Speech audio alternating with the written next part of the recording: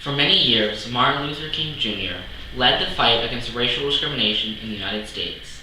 From the Montgomery bus boycott of 1955, which made him a national figure, to the 1963 March on Washington, where he gave the famous "I Have a Dream" speech, Dr. King made many major improvements in civil rights.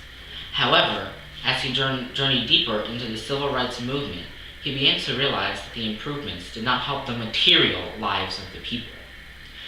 In an effort to improve economic conditions, Dr. King created and became heavily involved with the Poor People's Campaign, a multicultural effort aimed at eliminating poverty for all people, regardless of race.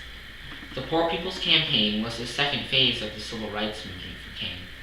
The idea for this movement came at a Southern Christian Leadership Conference retreat in May of 1967, when King told his aides that in order to pressure Congress into passing an economic Bill of Rights, they would have to increase nonviolent protests and civil disobedience. At the end of his address, he famously said, "We have moved from an era of civil rights to an era of human rights." Along a tour of many cities, King was moved to tears in Marks, Mississippi, when he watched a teacher feed students lunch, which consisted of one apple slice and a few crackers. To bring awareness to the issue of poverty, King said, "We ought to come in mule carts, in old trucks, any kind of transportation people can get their hands on. People ought to come to Washington, sit down if necessary, in the middle of the street and say, 'We are here, we are poor, we don't have any money, you've made us this way, and we've come to stay until you do something about it.'" Although King's assassination was a major blow to the campaign, they moved forward and carried out King's dream of an occupation of Washington. They marched in Washington and set up a shanty town, which stayed for 6 weeks.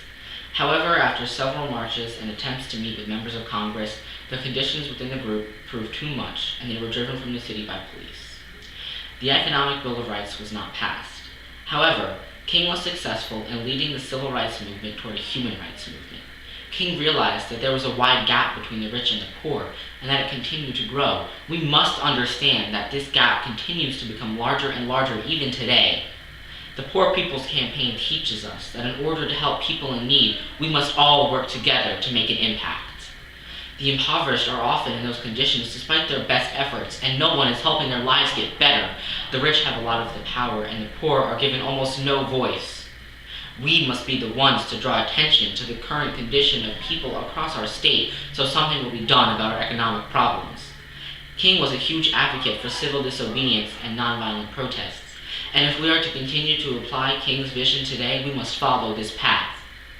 Last year, North Carolinians began getting together in protests known as Moral Monday to give the poor a voice. Bills were being considered that would take away the lots of privileges given to those who needed them. We wanted people to pay attention to the problems of the people, and have been successful as these rallies have gained national attention. Though several laws still passed which hurt the less fortunate, the protests continue as we strive to realize King's dream. Martin Luther King has inspired me to be a better person and to help those who truly need it. Today, we must stand on King's shoulders in a tradition of civil disobedience and nonviolent protest that he sacrificially gave to us. Through each Moral Monday, we do just that.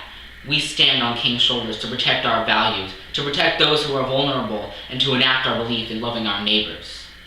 Let us continue to join together across all our differences to let the world see and hear that King's vision lives on, and we will not be silent until there is justice for all.